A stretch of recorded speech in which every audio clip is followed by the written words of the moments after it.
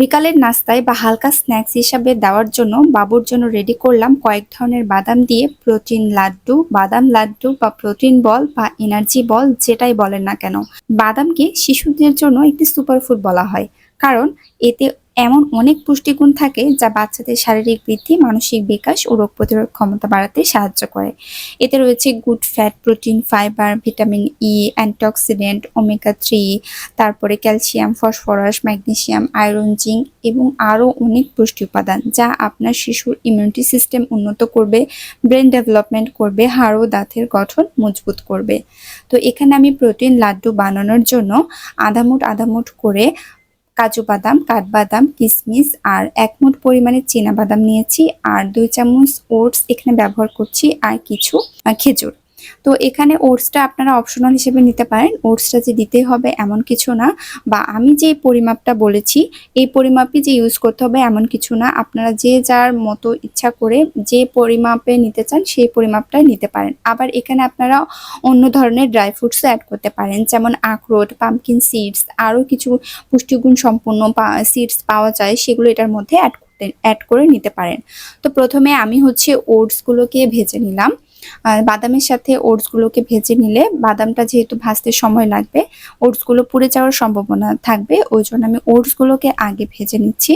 তারপরে আমি বাদামগুলোকে ভেজে নেব, যেহেতু খোসাটাকে আলাদা করে নিতে হবে, যার কারণে বাদামটাকে আগে ভেজে নিচ্ছি। এরপর আমি দিয়ে দিলাম কাজু বাদাম, কাঠবাদাম আর হচ্ছে কিশমিশ, এগুলোকে আমি লাল লাল করে ভেজে নেব। আর হ্যাঁ, অবশ্যই কিন্তু বাদামগুলোকে আগে আপনারা ধুয়ে নেবেন, ধুয়ে নিয়ে পানিটা ঝরিয়ে নেবেন বা রোদে একটু হালকা শুকিয়ে নেবেন। পানিটা শুকিয়ে গেলে তারপরে আপনারা হচ্ছে এভাবে ভেজে নিতে পারেন, বা যদি এগুলো আগে থেকেই পরিষ্কার থাকে তাহলে ধোয়ার কোনো দরকার নেই।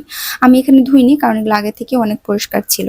তারপরে ভাজার পরে বাদামের খোসা আমি ছাড়িয়ে নিয়েছি, আর খেজুরটাও ভালো করে ধুয়ে বিচিটাকে আলাদা করে নিয়েছি। এখন আমি সবগুলোকে ব্লেন্ড করে নিব, মানে খেজুর বাদে ওটস সহ ড্রাই ফ্রুটসগুলোকে আমি আগে ব্লেন্ড করে নিব, তারপরে আমি খেজুর অ্যাড করব। খেজুরটা আপনারা ভালো হয় যদি একটু পানিতে ভিজিয়ে রাখেন, যেহেতু আমার এটা গ্রাইন্ডার জার ছিল, তো একটু আমার ব্লেন্ড করতে সমস্যা হচ্ছিল, শক্ত শক্ত ছিল খেজুরগুলা। যদি আপনারা হচ্ছে পানিতে একটু নরম করে ভিজিয়ে রাখেন, নরম হবে, তখন ব্লেন্ড করতে সুবিধা হবে।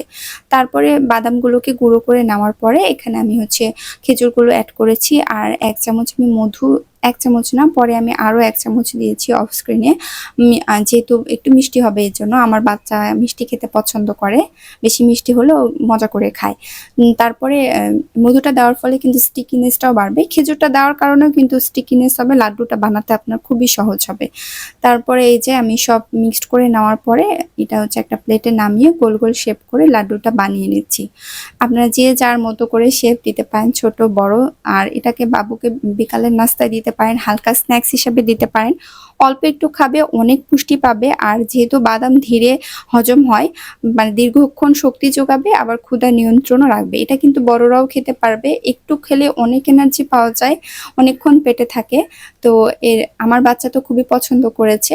পরের বার আমি আবারও বানাবো। তো আমার রেসিপিটি যদি আপনাদের ভালো লেগে থাকে অবশ্যই আমার চ্যানেলটিকে সাবস্ক্রাইব করে দিবেন, পেজটিকে ফলো করে দিবেন। আর এখানে আমি হচ্ছে এয়ারটাইট বক্সে লাড্ডুগুলোকে রেখে দিচ্ছি। আজকে এই পর্যন্ত, সবাই ভালো থাকবেন, আল্লাহ হাফেজ।